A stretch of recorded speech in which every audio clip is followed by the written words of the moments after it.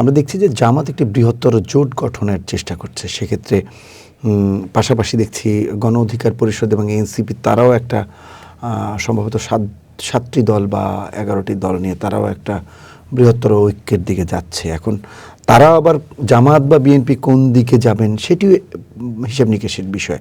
সব কিছু নির্ভর করছে আসন কেন্দ্রিক ভাগবটরা আমি বলবো না, আসন কেন্দ্রিক কে কোথায় কোন আসনে নির্বাচন করবেন, জামাতের সমর্থনকে প্রত্যাশা করছেন কিংবা বিএনপি সমর্থনকারা প্রত্যাশা করছেন, যার যেখানে হিসেব নিকেশ মিলবে সেখানে হয়তো যাবেন। এমন প্রেক্ষাপটে জামাতের যে জোটটি হচ্ছে, জামাত ইঙ্গিত দিচ্ছে বারবার একটি বড় জোটের দিকে যাচ্ছে। এটি কি বিএনপির জন্য মাথা ব্যথার কারণ হবে বা চ্যালেঞ্জ হবে কিনা বিএনপির জন্য আগামী জাতীয় নির্বাচনে? না, নির্বাচন আসলেই দলগুলো একটা জোট গঠন করবে বা এককভাবে নির্বাচন করবে, এটাই তো ডেমোক্রেসির একটা বিউটি।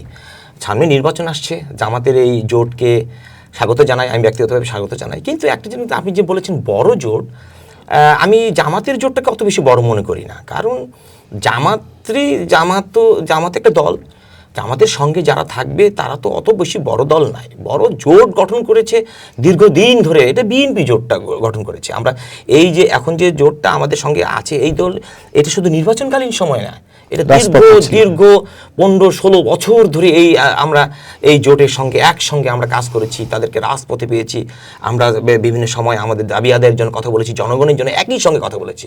আমাদের জোটটা তো অনেক আগে থেকেই জোট আছে এবং জোট হবে, এটা বাস্তবতা। নির্বাচনের সময় জোট হবে, এটাই তো গণতন্ত্রের অনেক একটা বিউটি বলে হিসাবে। জামাতের জোটটাকে আমরা অত বড় মনে করি, অত সিরিয়াসলি আপনারা নিচ্ছেন না, অত বেশি না। সেক্ষেত্রে আমরা এও দেখছি যে জামাত আগের যে একটা ট্র্যাডিশনাল রাজনৈতিক ধারা, একটা ইসলামপন্থী ইসলামিস্টদের সংগঠন হিসেবে পরিচিত ছিল, যে তারা একটা ধর্মীয় ইজম তৈরি করবে, মানুষের ভেতরে এরকম একটা পারসেপশন ছিল। সেখান থেকে বেরিয়ে এসে আমরা বিভিন্ন বিশ্ববিদ্যালয়ের, পাবলিক বিশ্ববিদ্যালয়ের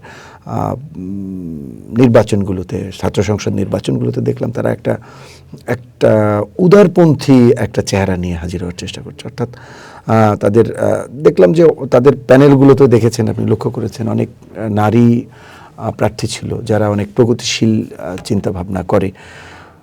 সেই ভাবটাই তারা জাতীয় রাজনীতিতে নিয়ে আসার একটা চেষ্টা করছে। এবং আমরা দেখলাম সনাতনীদের জন্য হিন্দু শাখা খোলা হয়েছে জামাতের, পাশাপাশি তারা সনাতনীদের জামাতে যোগ দেওয়াচ্ছে।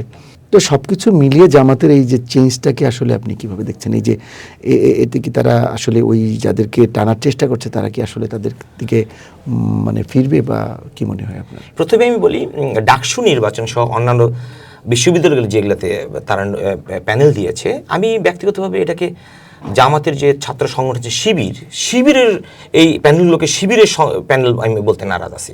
কারণ তারা একটা ভিন্ন আঙ্গিকে ভিন্নভাবে একটা জোট গঠন করে ছাত্রদের জোট গঠন করে এখানে নির্বাচন করেছে, সেটাকে শিবিরের প্যানেল আমি বলতে চাই না।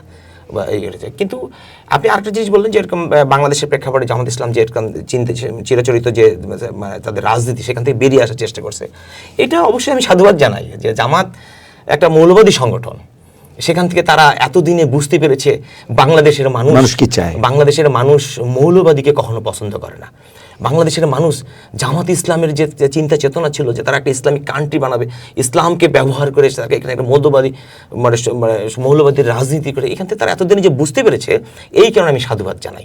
তবে একটা জিনিস হলো, জামাত ইসলামের যে চিন্তা চেতনা ছিল, তাদের যে ট্র্যাডিশন, সেই ট্র্যাডিশন ভেঙে রাতারাতি একটা বর্তমানে যে একটা নির্বাচনকে সামনে রেখে তারা পরিবর্তন করতে চায়, বাংলাদেশের জনগণ এটা বুঝে গেছে যে তারা সমসাময়িকভাবে কথা বলছে একটা নতুন আঙ্গিকে, কিন্তু সারা বাংলাদেশের মানুষ 1971 সালেই জামাত ইসলামকে চিনে ফেলেছে, যে তারা আমাদের স্বাধীনতা সংগ্রামে তাদেরকে ভূমিকা ছিল প্রশ্নাতীত, তারা আমাদের স্বাধীনতা সংগ্রামকে তারা চায়নি, সে তখনই ভুলে গেছে। আর এই প্রজন্মের মানুষ তো তারা আরও জানে যে জামাত ইসলাম একটা মৌলবাদী সংগঠন, নতুনভাবে আঙ্গিকে তারা চিন্তা চেতনার পরিবর্তন করতে চাইলেও বাংলাদেশের মানুষ সেটা মেনে নেবে না।